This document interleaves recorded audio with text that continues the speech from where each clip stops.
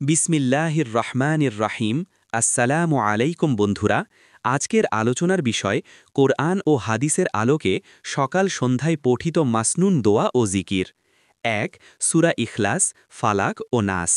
প্রতিদিন সকাল সন্ধ্যায় ৩ বার করে সূরা ইখলাস, ফালাক ও নাস পড়লে সব ধরনের অনিষ্ট থেকে নিরাপত্তা মিলবে। রাসূল সাল্লাল্লাহু আলাইহি ওয়াসাল্লাম বলেছেন, যে ব্যক্তি সকাল সন্ধ্যায় এ ৩ সূরা ৩ বার পড়বে তা তার জন্য যথেষ্ট হবে।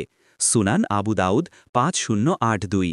২ আয়াতুল কুরসি, সূরা বাকারা ২৫৫। সকাল সন্ধ্যায় একবার পড়লে আল্লাহর হিফাজতে থাকা যায়।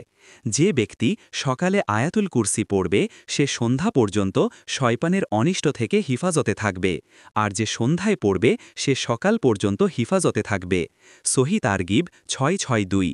৩ সূরা বাকারার শেষ ২ আয়াত ২৮৫-২৮৬। রাতে পড়লে তা যথেষ্ট হবে। যে ব্যক্তি সন্ধ্যায় এ ২ আয়াত পড়বে তা তাকে রাত পর্যন্ত হিফাজত করবে, আর যে সকালে পড়বে তা তাকে দিন পর্যন্ত হিফাজত করবে। সহি ইবনে হিব্বান ৭৮৩। ৪ দোয়া। আল্লাহুম্মা বিকা আসবাহনা ওয়াবিকা আমসাইনা ওয়াবিকা নাহিয়া ওয়াবিকা নামুত ওয়া ইলাইকান নুশুর। অর্থ, হে আল্লাহ, তোমারই মাধ্যমে আমরা সকাল করলাম, তোমারই মাধ্যমে আমরা সন্ধ্যা করলাম, তোমারই মাধ্যমে আমরা বাঁচি ও মরি এবং তোমার কাছেই ফিরে যেতে হবে। দলিল আবু দাউদ ৫০৮৬। ৫ কালিমা তাওহীদ, লা ইলাহা ইল্লাল্লাহু ওয়াহদাহু লা শারীকা লাহু লাহুল মুলক ওয়ালাহুল হামদ ওয়াহুয়া আলা কুল্লি শাইইন কাদির।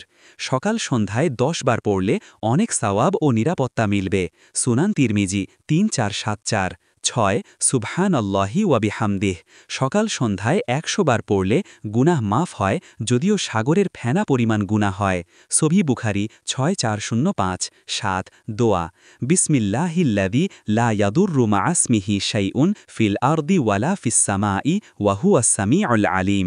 সকাল সন্ধ্যায় ৩ বার পড়লে কোনো কিছু ক্ষতি করতে পারবে না। সুনান আবু দাউদ ৫০৮৮। ৮ সকাল সন্ধ্যার মাসনুন দোয়াসমূহ। আল্লাহুম্মা ইন্নী আসআলুকাল আফওয়া ওয়াল আফিয়াতা ফিদ দুনিয়া ওয়াল আখিরাহ। আল্লাহুম্মা আফিনি ফি বাদানি, আল্লাহুম্মা আফিনি ফি সামঈ, আল্লাহুম্মা আফিনি ফি বসরি, লা ইলাহা ইল্লা আন্ত।